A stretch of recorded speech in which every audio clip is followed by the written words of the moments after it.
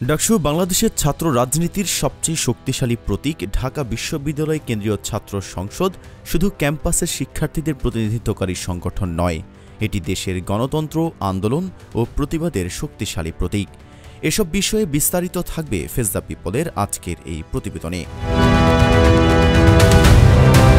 ঢাকা বিশ্ববিদ্যালয় প্রতিষ্ঠিত হয় ১৯২১ সালে, তবে শিক্ষার্থীদের একক প্রতিনিধিত্ব নিশ্চিত করতে ডাকসু গঠিত হয় ১৯৪৯ সালে।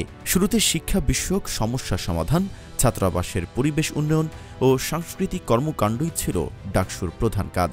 ৬০-এর দশক থেকেই ডাকসু জাতীয় রাজনীতির কেন্দ্রবিন্দুতে পরিণত হয়।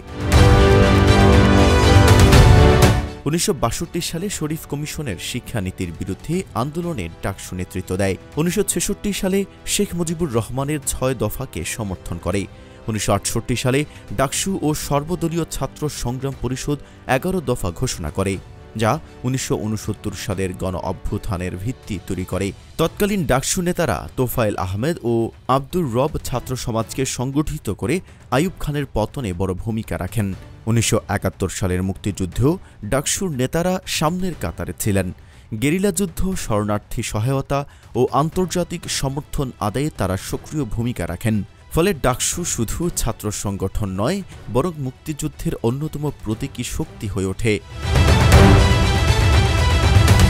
স্বাধীনতার পর ডাকসুর নির্বাচন নিয়মিত হয়নি।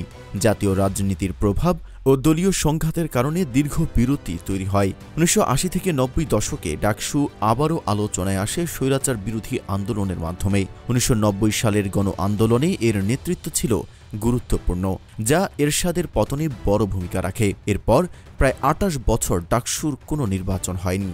দীর্ঘ অপেক্ষার পর ২০১৯ সালে ডাকসুর নির্বাচন অনুষ্ঠিত হয়। যদিও ভোট নিয়ে বিতর্ক ছিল, তবু শিক্ষার্থীদের গণতান্ত্রিক অধিকার ও নেতৃত্বের অনুশীলন নতুনভাবে শুরু হয়। হার্ভার্ড বা অক্সফোর্ড বিশ্ববিদ্যালয়ের ছাত্র সংসদ মূলত একাডেমিক ও কল্যাণকেন্দ্রিক কার্যক্রম চালালেও ডাকসু সরাসরি জাতীয় রাজনীতিতে প্রভাব ফেলে।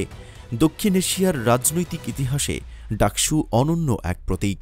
ডাকসু শুধু অধিকার আদায়ের মঞ্চ নয়, এটি ভবিষ্যৎ নেতৃত্ব গড়ে তোলার একটি বিদ্যালয়। এখানে শিক্ষার্থীরা গণতন্ত্রের চর্চা, নেতৃত্ব, সংগঠন পরিচালনা, সংকট মোকাবেলা ও সামাজিক দায়বদ্ধতার শিক্ষা পায়। Desk report, phase the people.